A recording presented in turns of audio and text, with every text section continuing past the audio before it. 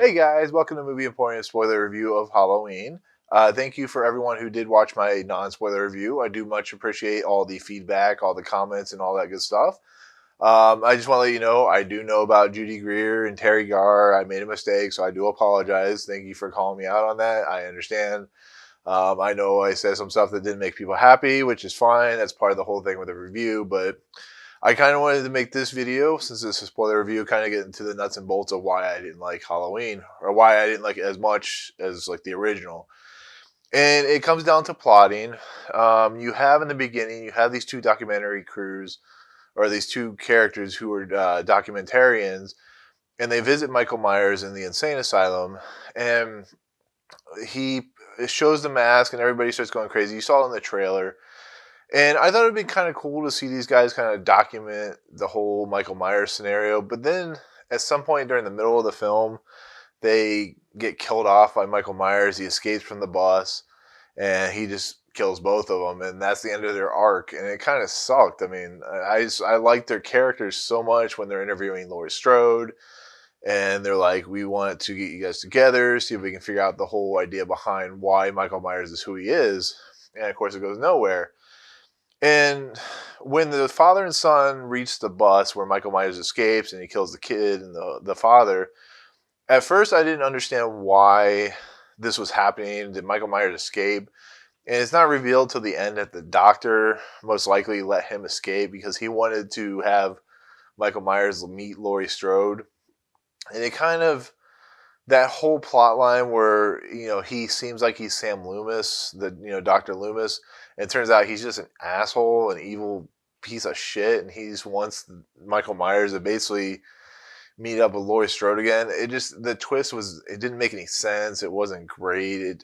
I don't know. It bothered me a lot, and that was kind of like the point where I'm like, this movie really isn't good. And then there's plotting structures with the difference between the high schoolers and then Laurie Strode and then Judy Greer as her daughter, and it's just everything starts to not mix very well. Like, I feel like they're telling two different movies. And then when Michael Myers goes on his like violent rampage through Haddonfield, Illinois, he just seems to kind of willy-nilly go through any house he wants to, and I guess that's fine. But the reason I said I liked the original Halloween so much is because the structure of Michael Myers and his kind of way he's operating, it doesn't feel like it's running real smooth here. It just feels like oh, there's a house, I'm going to go in there and kill the person I see.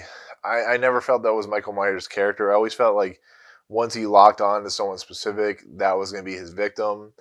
And here he's just like a willy-nilly character. I don't know if it's them trying to convey like he's just an evil person that just will kill anybody he sees, but I always feel like he more had a purpose in the original Halloween. Maybe I'm misconstruing or misseeing things like that. I don't know, but I think like Judy Greer was misused. I think Will Patton was misused. I mean, Will Patton's like this officer who was there during the 1978 murders that involved Michael Myers. And then like near the end of the movie, when you finally get to the house portion, the doctor reveals what he's doing. He kills Will Patton's character, and I just never felt that Will Patton got a lot of texture, a lot of movement in his character.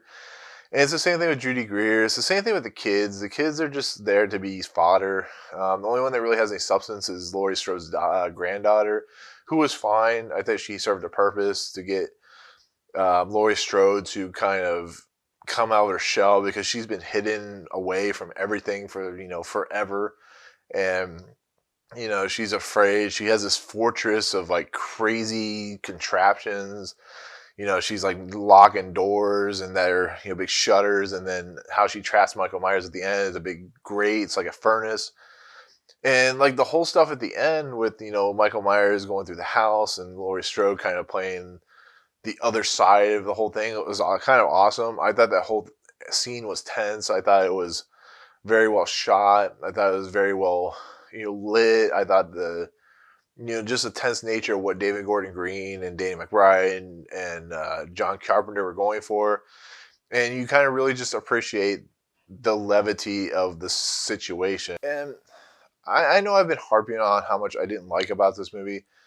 I do like the fact that they're really trying to make a true sequel. They're not going by the fact that Michael Myers is Laurie Strode's sister, or I mean brother, and they're really trying to make it feel like that this guy's been waiting around for 40 years, which didn't really make a lot of sense to me. I'm like, okay, so Sam Loomis has captured Michael Myers. He's in this thing for 40 years. And maybe the doctor had his plan all along, but it's not really conveyed very well. It's not really construed very well. The idea of the doctor turning isn't really hinted. It doesn't make a lot of sense. And that's where the problem becomes of the structure of the movie. But I do think that Nick Castle and the guy playing Michael Myers, which was played by James Jude Courtney. I didn't say that in the beginning of the non-spoiler review because I kind of didn't want to get into the idea, but he pretty much played the. It's kind of like the guy who played Chewbacca, Peter Mayhew. He didn't really do much after he got ill. And it's the same thing here. I think Nick Castle just didn't. He was just there to be kind of like shot, angled, or whatever, however you want to say it. But I do think Michael Myers is imposing. I think he's a great character. He is given some substance in the movie, but I just don't think it was the perfect rendition of it. Like I said, you know. So we get the murders. Laurie Strode's granddaughter loses all her friends pretty much, except for her shitty boyfriend. Why? And it happened in Goosebumps as well. Why every character of a daughter or granddaughter has to have this shitty boyfriend? It just kind of, it's a trope of horror films that doesn't make any sense.